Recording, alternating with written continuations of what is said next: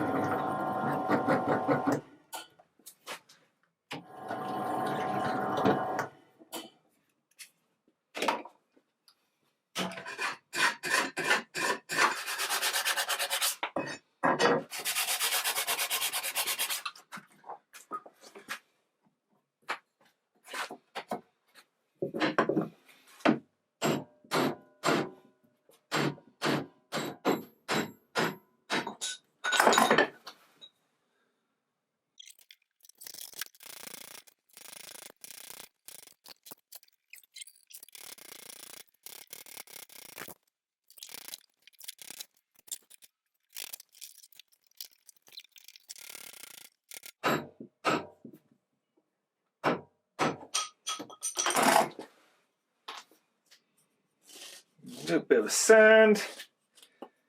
We'll get that nice snug.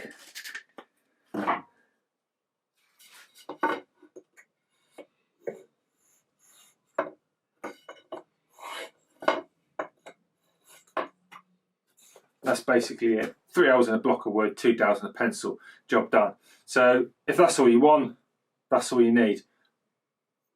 But I'm going to be using this at work, so I want to make this a little bit nicer. Should we carry on?